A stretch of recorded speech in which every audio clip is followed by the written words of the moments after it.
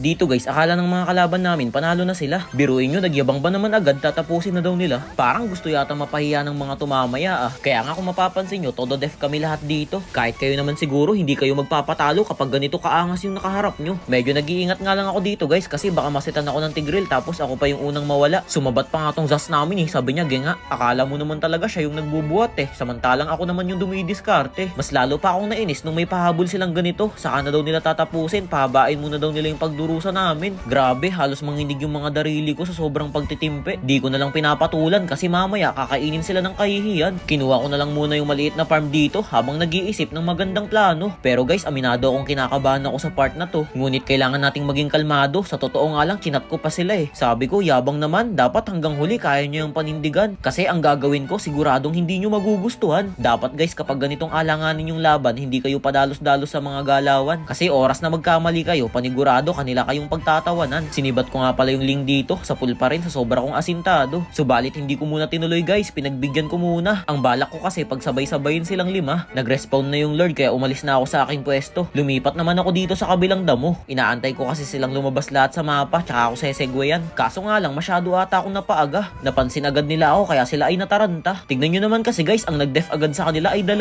Nakakatawa nga ay napasanib agad yung Angela sa sobrang kaba. Papalagan ko nga sana, kaso kasama ni Lord si Beck sana. Tignan nyo, niligtas siya. Sunod nun, sa edit naman yung pumronta. Napakaganda nga ng ginawa kong pagbabay time dun eh, kasi hindi namin nakuha yung Lord. Syempre, ako na naman yung may kasalanan yan, kaya kailangan bumawi ako at gawan ko ng paraan. Inasar pa nga ako ng edit eh, takbo daw. O sige, wait lang, gagawin ko kayong langaw. Nang mag-cooldown yung sibat ko, tinarget ko kaagad yung nagsabi ng takbo. Anong akala nila, hindi ko sila papasukin? Nagawa ko pa nga silang pagdikitin. Gulat na gulat sila, yung isa napaprosen. Pinartidahan ko pa nga eh, pinalayo ko. Kaso nga lang, bigla ring naglaho. Nakashamba pa si Ling, pasalamat siya, medyo nag-spike yung signal ko. Pero siya ay isinama ko. Kita nyo yun guys, kung hindi ko yung ginawa, baka natalo na kami. Kasi tingnan nyo naman, makunat na yung Lord. 24 minutes na rin kasi ang nakakalipas. Kumbaga, parang nababawasan na rin ang aking lakas. Tuwang-tuwa nga yung mga kakampi ko eh, kasi akala nila wala na talaga kaming pag-asa. Buti, ginamit ko yung talino kong natitira. Kita nyo guys, so ang tagal nilang i-krill yung Lord, makunat na kasi talaga. Sabi ko, bilisan nyo, baka makabalik pa sila. Sayang naman yung pinaghirapan ko kung ganun, di ba? 8 deaths ako dito guys, kasi top global yung nakatapat kong Bruno. Kaya nung Elry, talagang hirap na hirap ako. Ayaw pa nila mag-surrender, kaya napasabi na lang ako ng ganito.